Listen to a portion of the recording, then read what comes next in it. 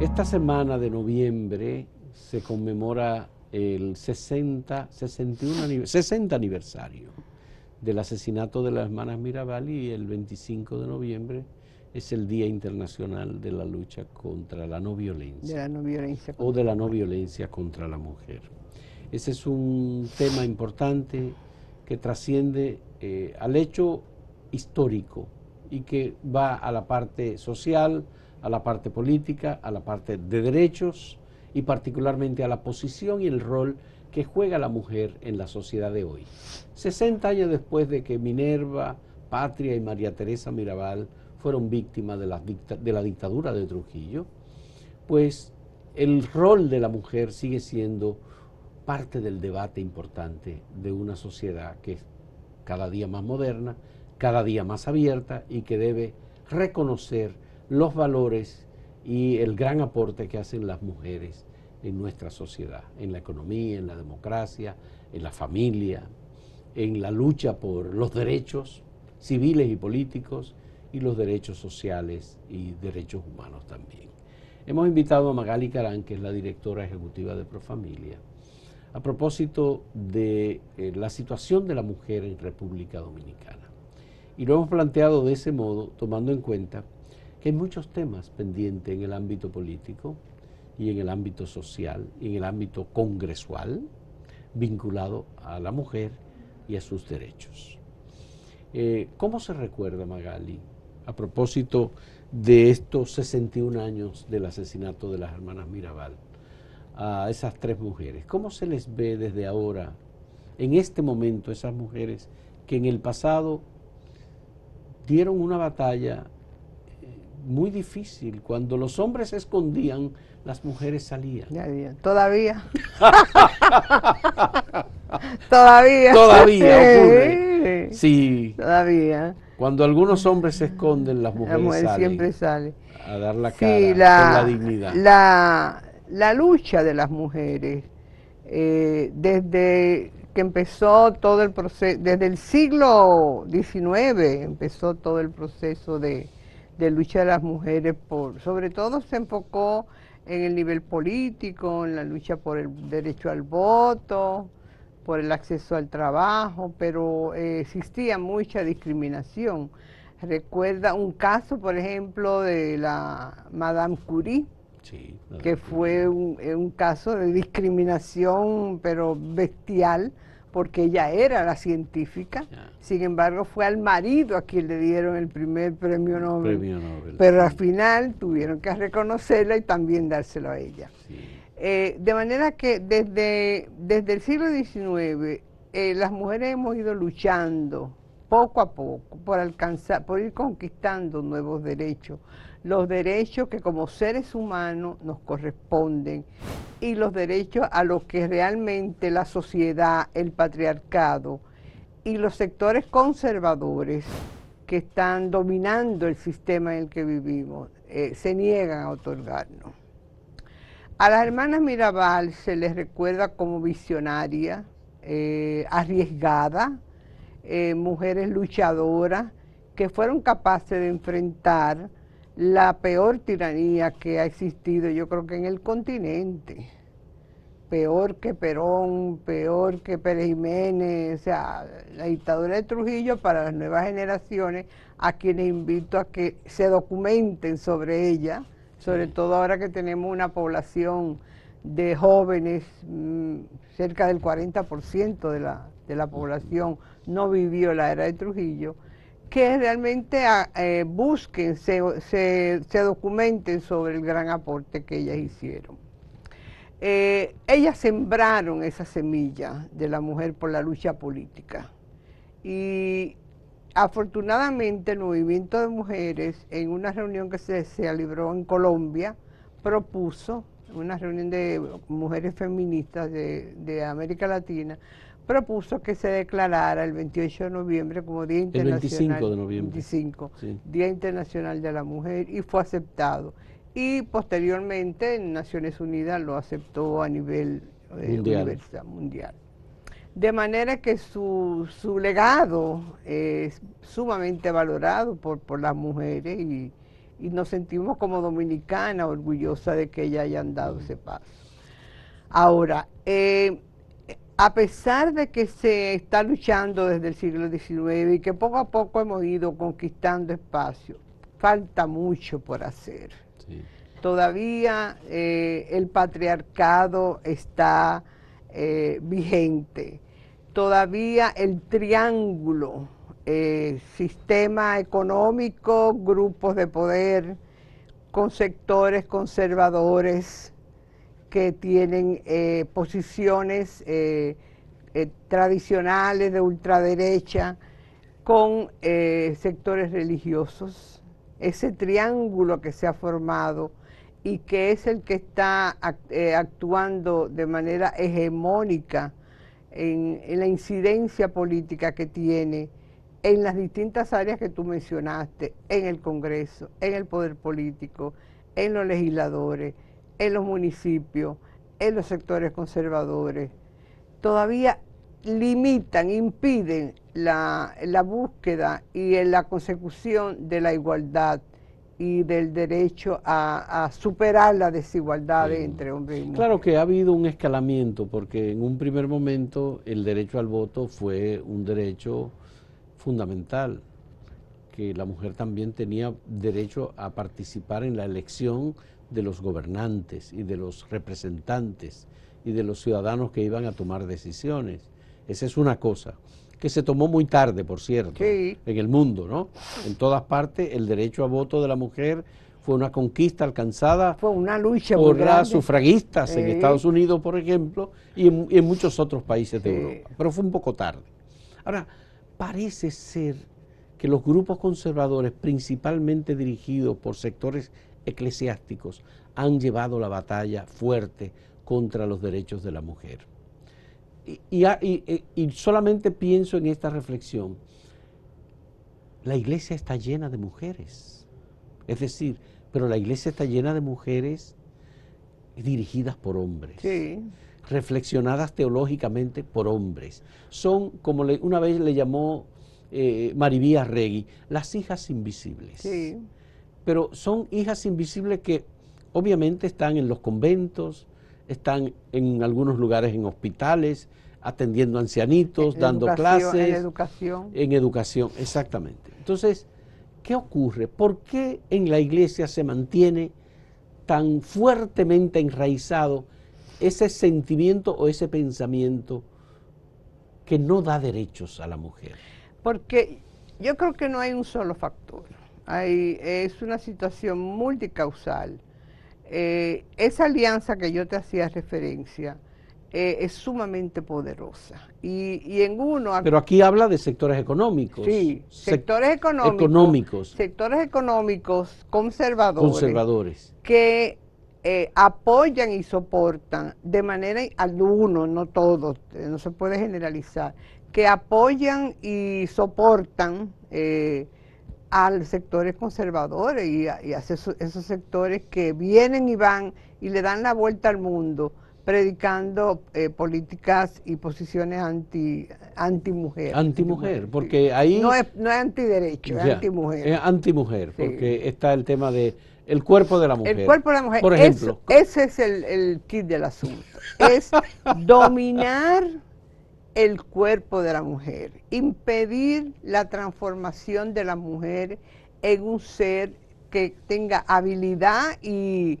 vigencia en la consecución del desarrollo y de sus derechos humanos, sociales, políticos, pero sobre todo sexuales. Pero la iglesia se abstiene, la iglesia reclama a sus miembros corporativos abstenerse de la sexualidad. Sí, pero ahí viene la ambivalencia, ahí viene la hipocresía, ahí viene la doble moral que ellos mismos pregonan. ¿Por qué?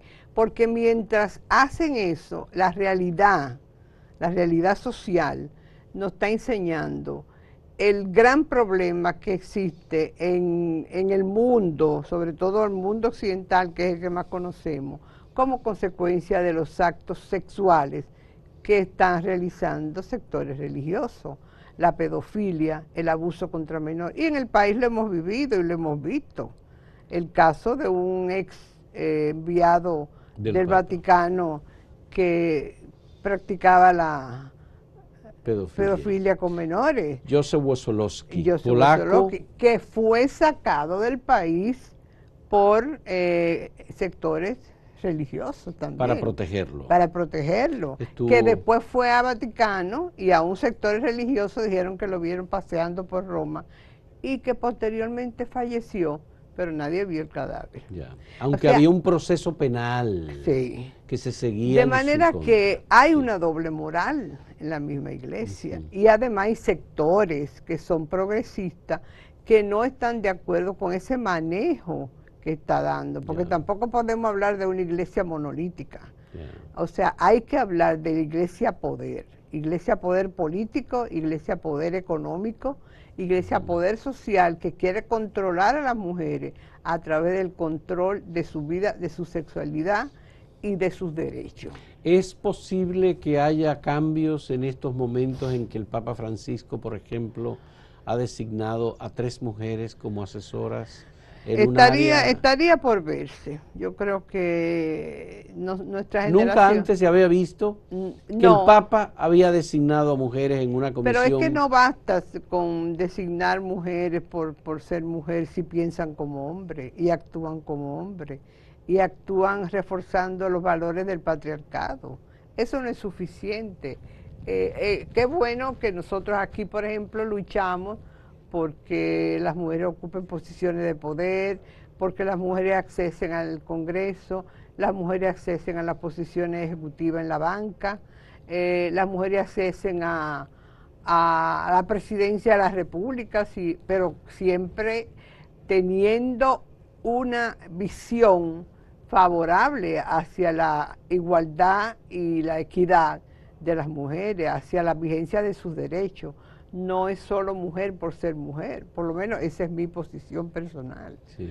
Y quizás sea el caso en las designaciones recientes del Vaticano.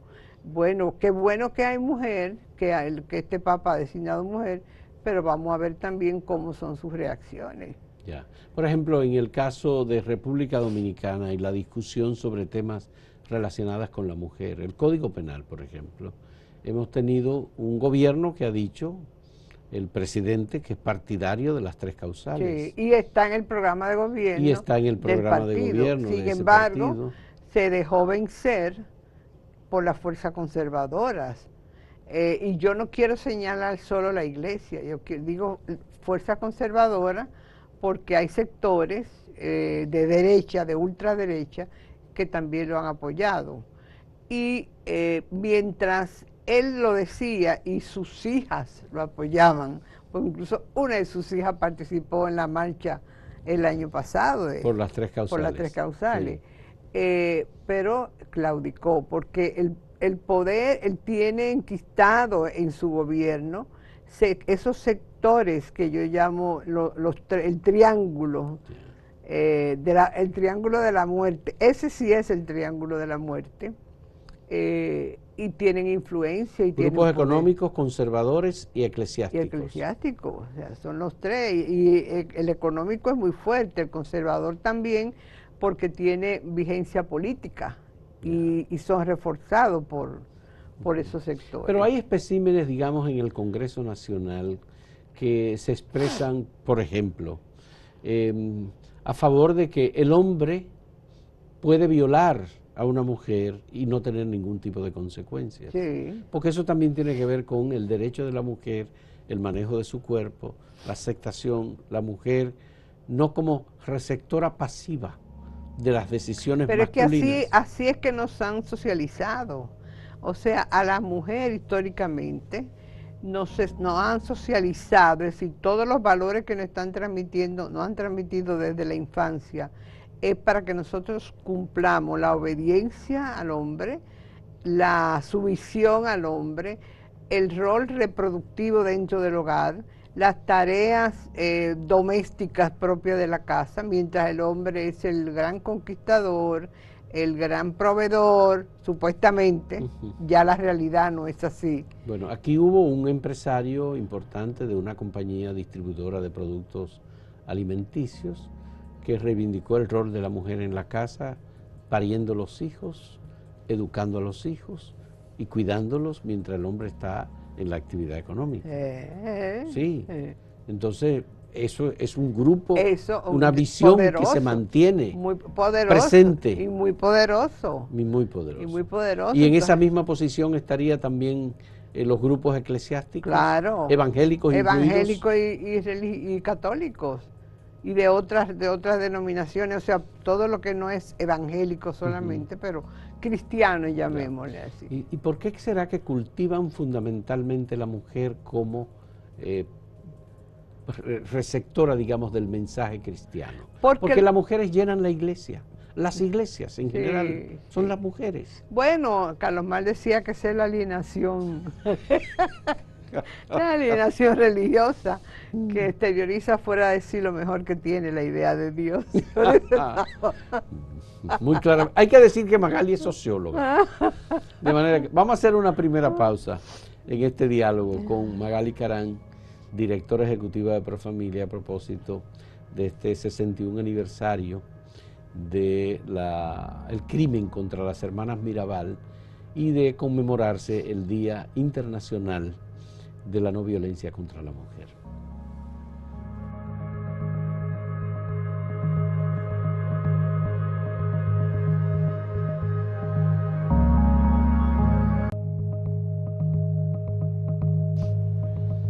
Uno de los temas en los que Magali Carán ha trabajado durante mucho tiempo, conjuntamente con su organización y muchas otras organizaciones, es el tema de la educación sexual en las escuelas como un paso de avance para permitir dotar de información y conocimiento a los estudiantes, especialmente las estudiantes, jóvenes, adolescentes, reducir significativamente los embarazos en adolescentes y reducir inicio de la sexualidad muy temprana, como se está dando, porque en definitiva, aquí, ¿quiénes están educando a los jóvenes? Internet, la pornografía, los compañeros y compañeras, que son a veces mucho más avanzados que otros, y que van a un campo desconocido por completo. Las iglesias siguen oponiéndose a la educación sexual en las escuelas. Y dicen que quienes participamos o estamos de acuerdo con la educación sexual en las escuelas lo que queremos es pervertir. Y el Estado se ha abstenido de aplicar educación sexual. No. No se ha abstenido totalmente. No se ha abstenido totalmente. Ah, pero qué bien. Qué bueno entonces. Hubo experiencias positivas. Positivas, sí. Durante el primer gobierno de Jorge Blanco, la doctora Ibelice Prat Ramírez, era ministra de Educación. Con ella se desarrolló un programa de educación sexual en las escuelas, con Profamilia, y se llegó a cubrir cerca de 60.000 jóvenes del sistema escolar, en toda el área del distrito y Santo Domingo. ¿La excomulgaron a ella? Bueno, la excomulgaron a ella y porque un señor en Mao, un obispo de Mao, encontró un condón en un baño, armó todo un show mediático, llamó al presidente, el presidente al cardenal, el cardenal, yo estaba en Naciones Unidas en ese momento, en la conferencia pre-Cairo, y me llaman a mí que qué es lo que yo estoy haciendo. Porque en Mao apareció un preservativo. Un preservativo. Como consecuencia, pues, cerraron el programa y empezamos entonces a trabajar donde nadie nos puede echar, en las comunidades. Yeah. Pero es importante lo que tú señalas, porque no se puede hablar de dar o no educación sexual.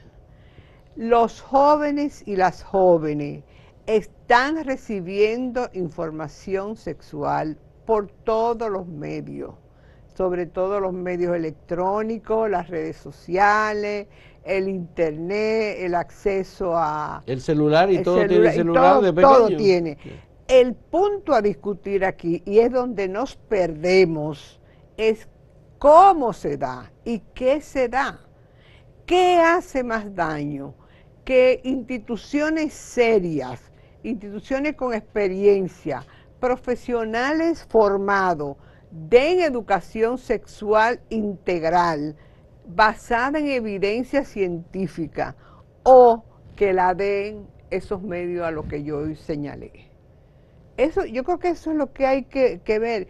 ¿Cuáles son los contenidos que nosotros podemos dar? ¿Tú sabes cuál es la mayor industria de Internet? Claro, La pornografía. el sexo, la pornografía. El sexo, definitivamente. Sin embargo, a eso yo no he oído el primero que se queje del daño nefasto que le hace a los jóvenes y que le hace a las familias. Por otro lado, yo siempre vuelvo a la realidad social. No es cuestión de imponer mi criterio o imponer lo que yo quisiera que fuera. Yo provengo de una familia monogámica. Mi mamá, mi papá, mis abuelos, mi vida personal, eso es lo que yo he vivido. Pero yo tengo que reconocer que en esta sociedad esa no es la norma. Cerca del 36% de los hogares en este país son jefas de hogar, las mujeres, y no hay una figura paterna. Entonces no podemos hablar de familia, tenemos que hablar de familias, tantas como existe. La otra es la parte de la familia extendida. La misma crisis y como estrategia de supervivencia, la gente ha tenido que agruparse para convivir y sobrevivir, en que viven la mamá, el papá, la abuela, la tía, y todos tienen influencia. Las separaciones, que son tan alto el porcentaje de separaciones y nuevos matrimonios, y ahí se da entonces otro gran problema, las violaciones sexuales, los acosos sexuales, de padrastro, de tío hacia las jóvenes. De manera que el tema de la educación sexual tiene que enfocarse con enfoque científico, no con valores traídos de la Biblia. De la Biblia. Bueno, la Biblia no. Si fuera de la Biblia, también interpretaciones de la Biblia. Interpretaciones. No, porque la Biblia en sí no sanciona ese tipo de manera que yo creo que ahí es donde se han perdido y donde están cada vez más divorciados de la realidad.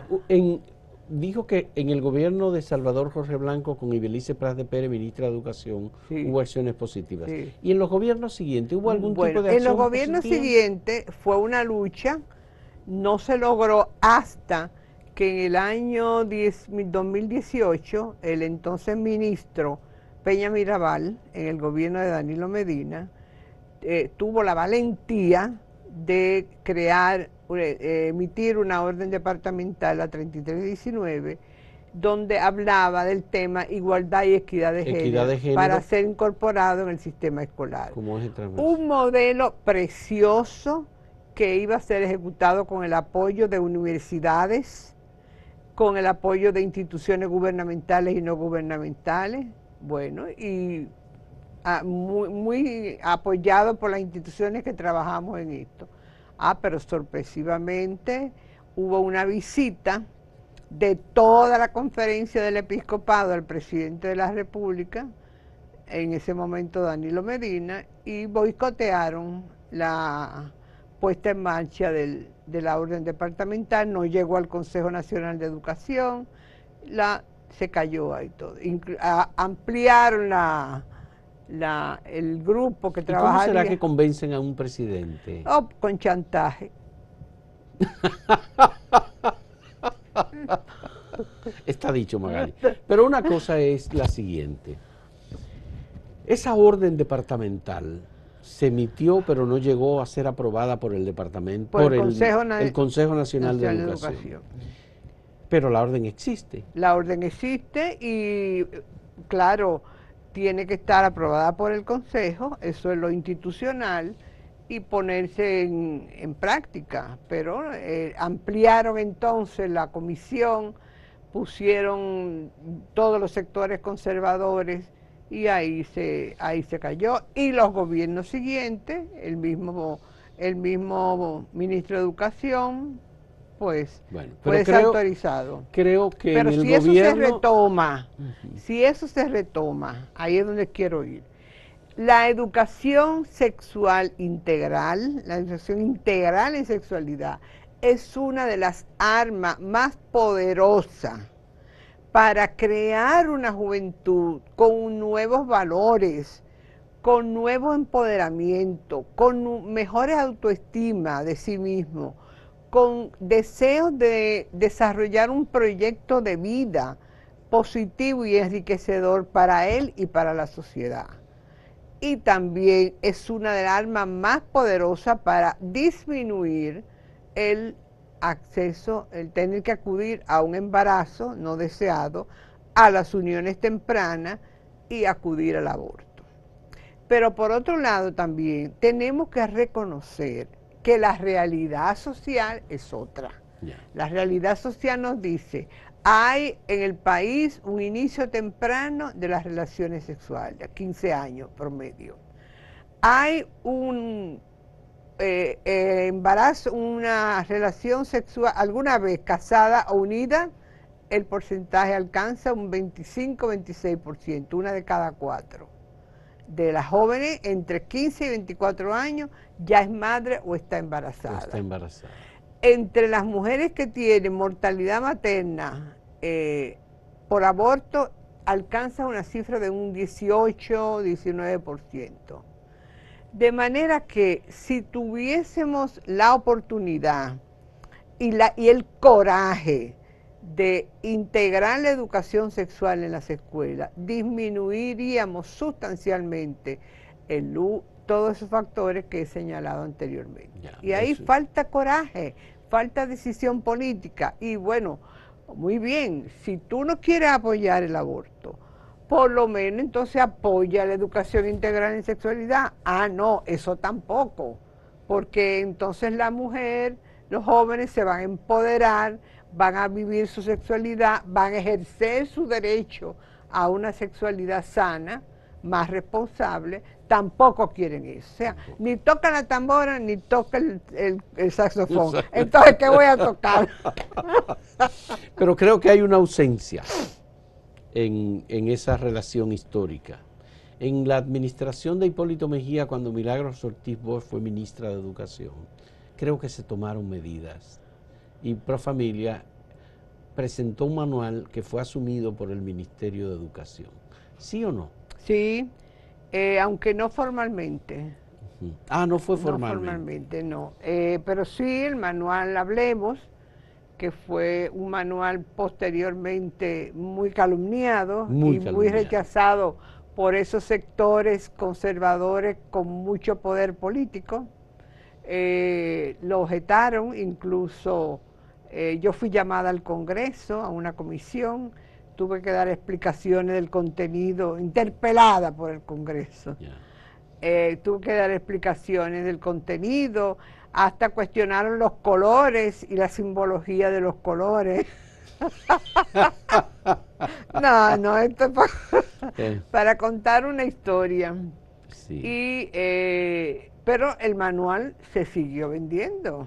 Nosotros lo publicamos y la demanda fue enorme. Tuvimos que hacer una nueva edición. Ahora ya no se hizo ese manual voluminoso, sí, sino que se separaron en 6 cartillas, modificando posiciones que la institución ha ido evolucionando, porque ese es otro punto importante. En todo este mundo de la sexualidad hay que estar en constante revisión, en constante actualización de qué es lo que está, no son inmutables, qué es lo que está qué es lo que la ciencia va evidenciando.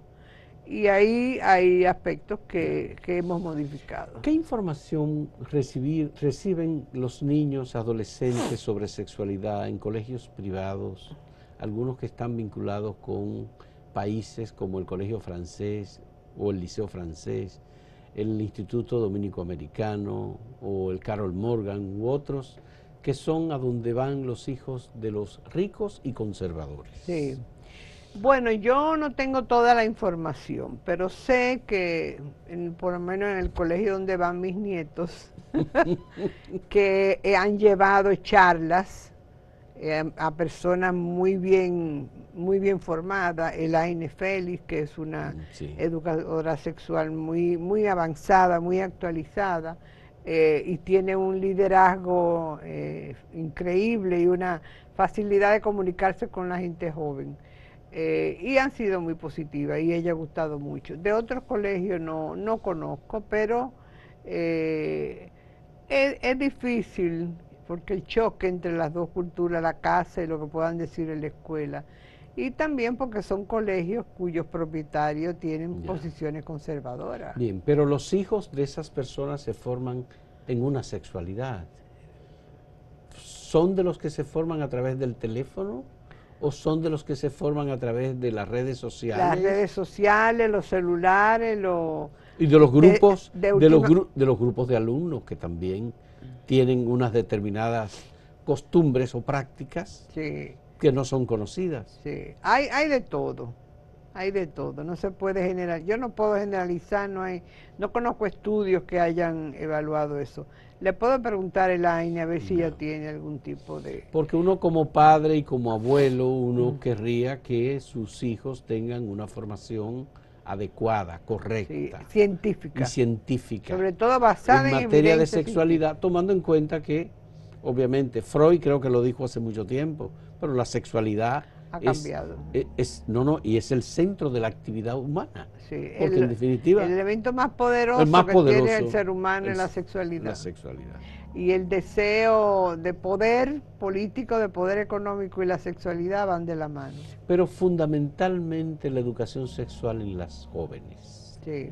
Fundamentalmente la educación sexual en las adolescentes. ¿Pero por qué? Que son las que resultan embarazadas. ¿Pero por qué siempre se habla de las jóvenes y el embarazo en adolescentes en las mujeres y no incluimos a los jóvenes? No visualizamos que ellos también son copartícipes. ¿Pero quién carga el embarazo? Bueno, lo carga la mujer, pero ¿quién lo origina? El espermatozoide del joven. Del hombre, por Entonces, supuesto. También tenemos que enfocar el tema o el hecho de que no hay en nuestro sistema educativo ni en nuestra sociedad una visión de la necesidad de crear una nueva masculinidad. Claro. De crear una conducta en el hombre que de amor, de respeto hacia la mujer, de responsabilidad, porque lo que sucede es que ese joven la embaraza y ella es la que tiene que cargar con todo el peso. Entonces él se desentiende económica, emocionalmente, la abandona y ella que corra su suerte. Igual pasa con las mujeres que se divorcian. Usted ha dicho que el 36% de las familias está formada por mujeres jefas de hogar. Sí. Entonces pasa lo mismo. Pero también tenemos que ese tiene que ser un nuevo reto que nosotros como país y como política de Estado. La única experiencia formal y seria que yo conozco es la que está haciendo la Procuraduría General de la República en el centro conductual que dirige el doctor Luis Vergés. Luis Vergés. O sea, está trabajando para desmontar los valores, desmontar el enfoque de que el hombre es violento por naturaleza, de que el hombre necesita ser violento para conseguir lo que obtiene, de que es un ser superior a la mujer, y ha logrado cambios significativos en los hombres que han pasado por pero eso no es suficiente. Tiene que hacerse más, tiene que profundizarse más, tiene que hablarse más y no focalizar todo el tema de embarazo en adolescentes en las mujeres, en las jóvenes. Bien. Ahora, también tenemos que trabajar con las jóvenes para que ellas se empoderen, para que ellas mejoren su autoestima, para que ellas vivan si van a tener relaciones sexuales, que también es un hecho. Nosotros podemos recomendarle, pospónganla, pero si la tienen, que usen entonces un anticonceptivo, claro. Que ese es otro elemento no importante. Quieren educación sexual, no quieren anticonceptivo, no quieren aborto. Entonces, ¿qué quieren? Sí, seguimos hablando de iglesias y de obispos que se reúnen con los jefes de gobierno y que cambian decisiones gubernamentales, lo cual es obviamente muy Bueno, muy yo soy poco de las que pienso institucional, que vivimos en un estado teocrático. teocrático. La Constitución dice Sí. otra cosa, ¿Eh? democrático y de derechos, No. dice la Constitución. Pero la realidad no es así. No es así. En un momento retornamos en este diálogo con Magali Carán, socióloga y al mismo tiempo también directora ejecutiva de Profamilia, y la mujer que tiene más información y más conocimiento sobre el tema de los derechos sexuales y reproductivos en República Dominicana. En un momento retornamos.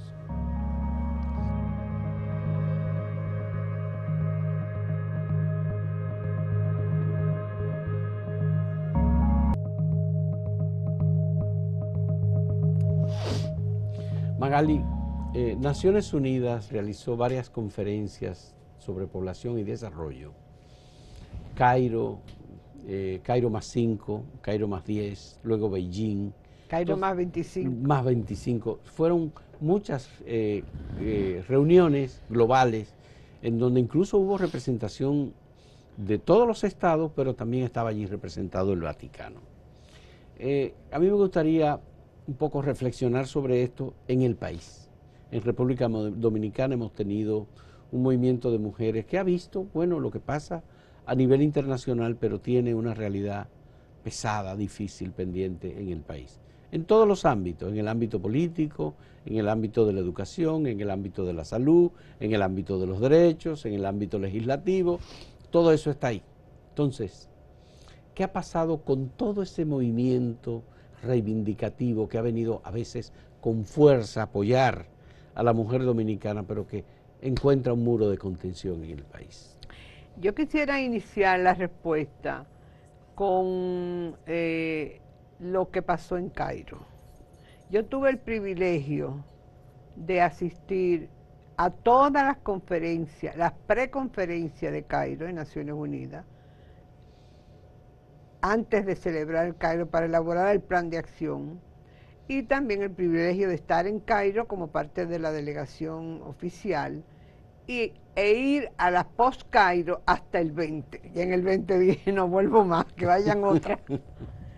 Sí. Cairo fue, y la plataforma de Cairo, fue el detonante que alertó a las fuerzas conservadoras, a la derecha, a ese triángulo que yo he hecho referencia, por el avance que estaban teniendo los derechos de las mujeres en su lucha por sus derechos y la consecución de logros en esa dirección.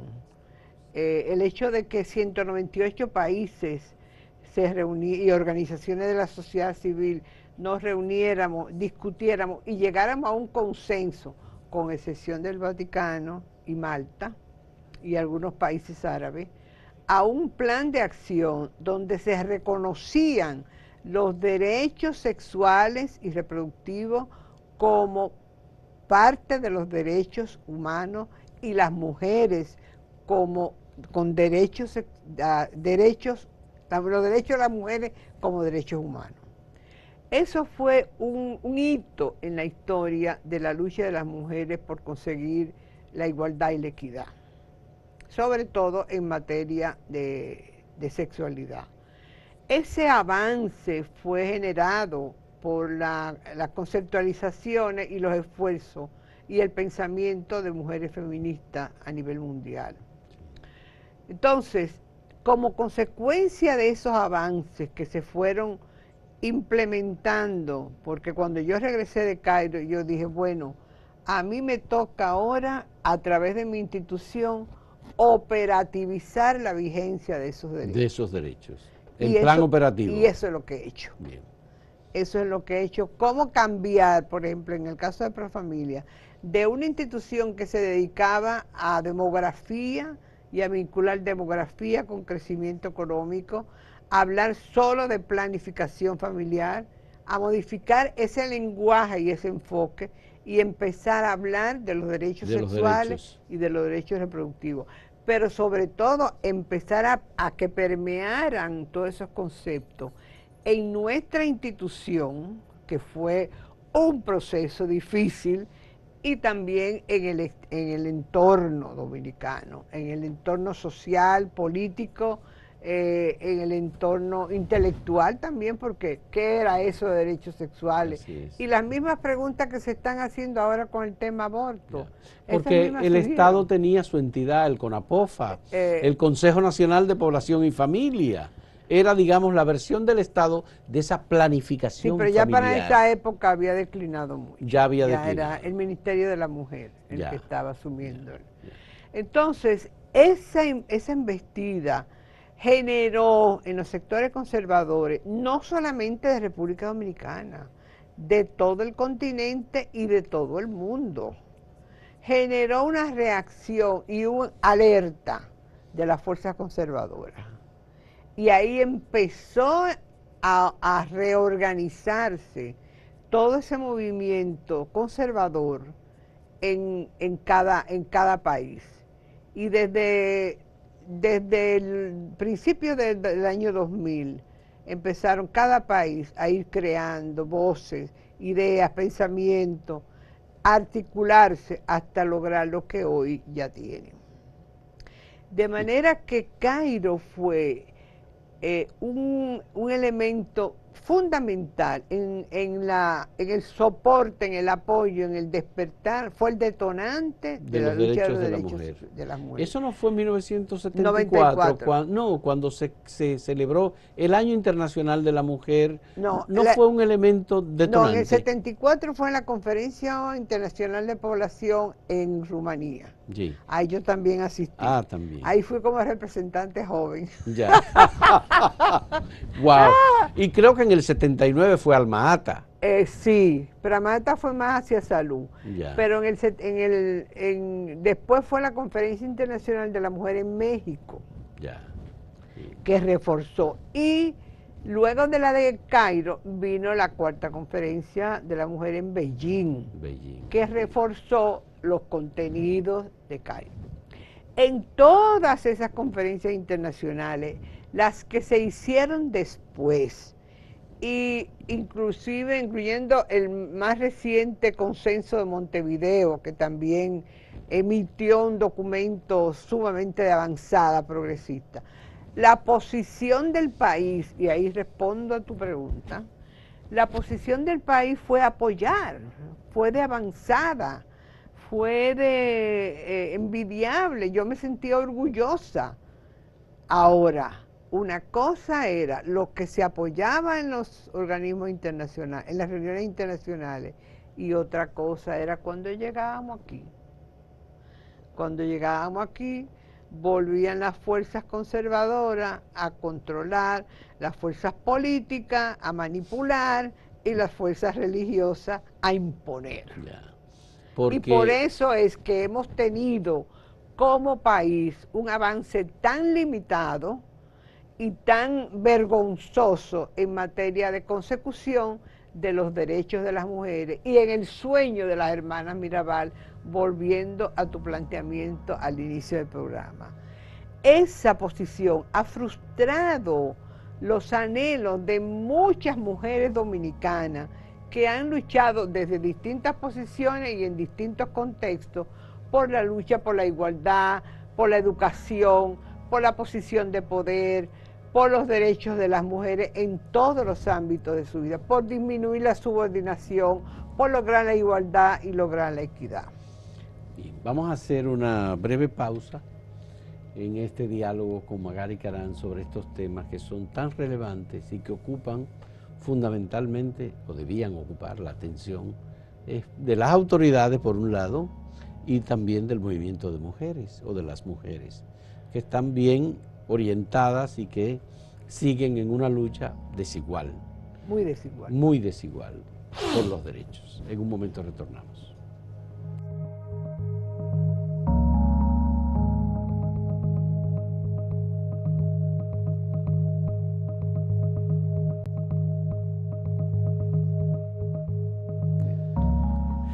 El aborto.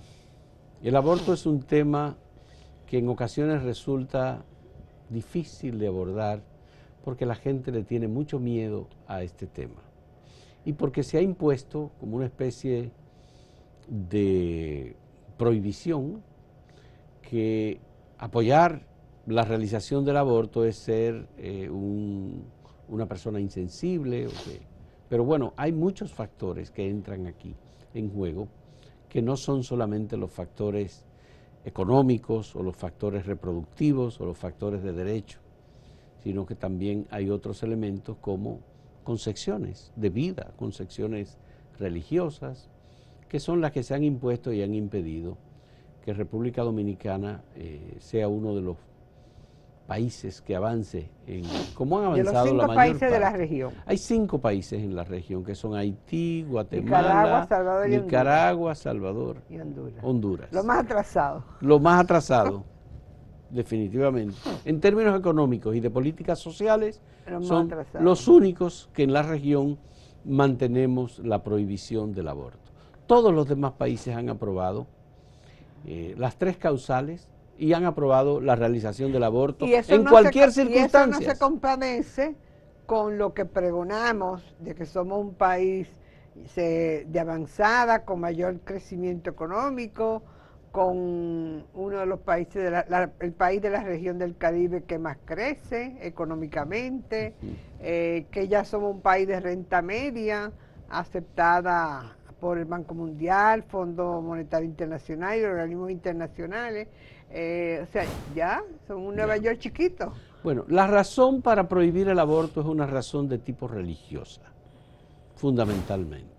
Es decir, una concepción en donde las iglesias tienen mayor influencia, han logrado, o que grupos conservadores, como el caso de Trump y de Bolsonaro, bueno, pues que han adoptado políticas estatales en contra de la realización de abortos. Estados Unidos resolvió muy claramente eso en su corte penal en 1973. Con Roe versus Wade. Exactamente. República Dominicana no ha podido resolverlo, pero Profamilia hizo una campaña de educación sexual que la llevó ante el Tribunal Constitucional de República Dominicana.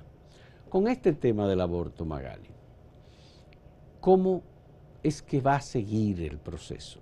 Bueno, ¿es un proceso de lucha solo de las mujeres? No, ¿es un proceso de lucha de toda la sociedad? ¿O es una discusión mujeres-iglesia? No, no es mujer-iglesia. ¿Cómo es eso? Yo la veo de esta manera. Así como yo he insistido en ese triángulo de las 3 fuerzas políticas, económicas y religiosas, eso se ha materializado políticamente, sobre todo en la región del hemisferio occidental, en los últimos años. Tú señalabas el triunfo de Trump y los republicanos, pero no te olvides del ultraderechista Bolsonaro y su influencia, la influencia tan pesada que tiene Brasil en la región. Es un continente. Y te podría ir señalando paso a paso cómo cada uno de los países fue articulando estrategias, metodologías, para ir permeando todos esos valores de la ultraderecha política, unida a los sectores religiosos.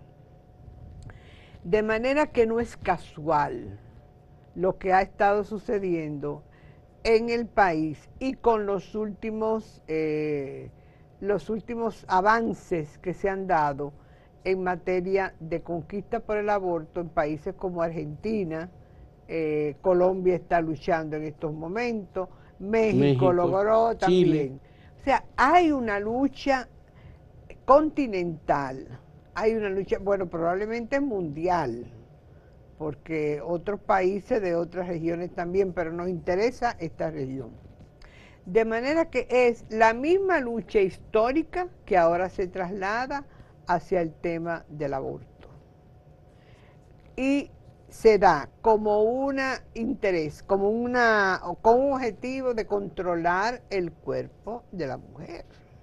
Volvemos a lo mismo. Al cuerpo. O sea, hay un hilo conductor entre esas posiciones que hemos hecho a referencia anterior y la posición con relación al aborto.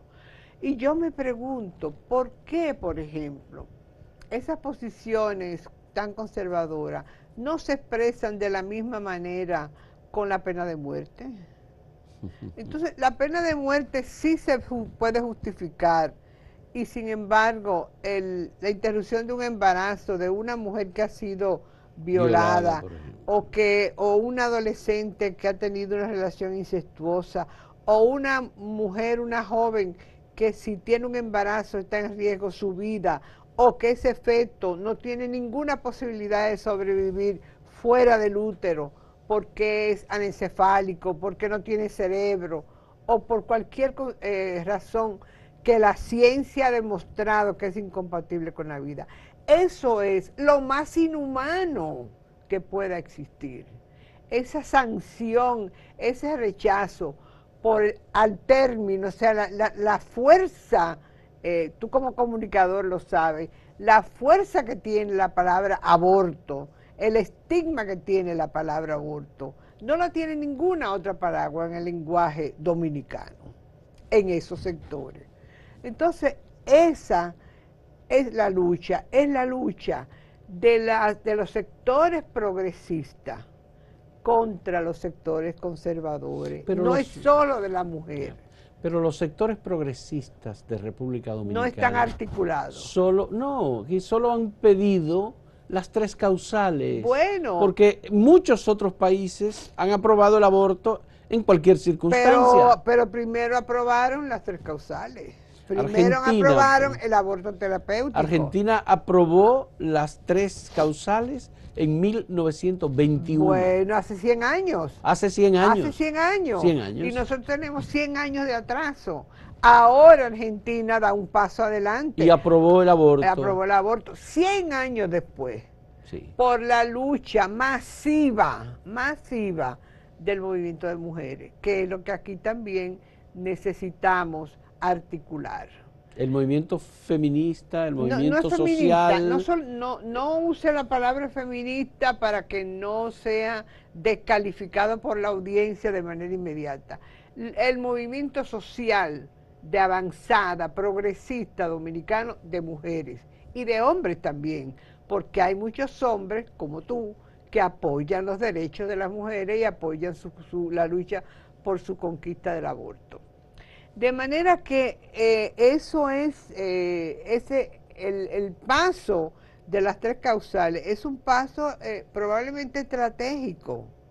Primero vamos a lograr esto que por demás es cruel e inhumano y luego vamos a hablar de un tema de derecho, si es que las generaciones que vienen desean echar la lucha. Pero ni eso, ni siquiera las 3 causales. Y a mí realmente me avergüenza el tener un Congreso con ideas tan atrasadas, con ideas tan que para ellos nada más existe uno de los mandamientos que Moisés recibió en su tabla. En su tabla, sí. Y ni siquiera es matar, porque yo, ¿qué voy a matar?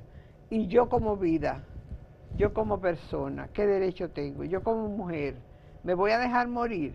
Sí. Por algo que no tiene posibilidades de vida. Y yo que fui violada por el tío, por el padrastro, por mi papá, sí. no tengo derecho a interrumpir un embarazo producto de esa violación. Y los incestos. La verdad es que no, me cuesta mucho trabajo asimilar y que eso se esté dando en este país. Y no hicimos una elección de un Congreso para el Cambio. Bueno, será para el cambio en el carro de reversa y del barrilito. Ya.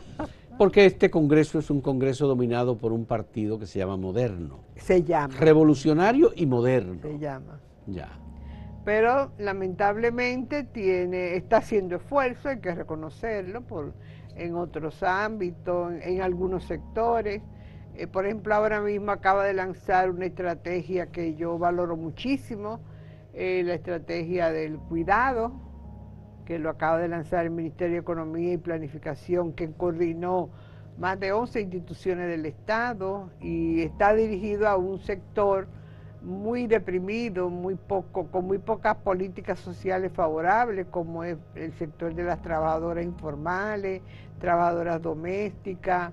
O sea, una iniciativa muy buena, hay iniciativas muy buenas, pero hay aspectos donde donde interviene la teocracia, que realmente a mí me da vergüenza. Bien. Magali, muchas gracias. Qué bueno tener una conversación sobre estos temas vinculados con los derechos de la mujer, porque y los derechos humanos, como lo ha expresado muy claramente en estos procesos en los que ha participado en los últimos 30, 40 años, ¿verdad? Sí. Así es. Muchas gracias a Magali Carán, directora ejecutiva de Profamilia, socióloga. Ella es de la primera promoción de sociología de la Universidad Autónoma de Santo Domingo. De la primera. De la primera promoción de socióloga. La tercera socióloga graduada. Muy bien, qué bueno. Muchas gracias a Magali por esta conversación. Gracias por la invitación. Y muchas gracias a ustedes por acompañarnos en este diálogo.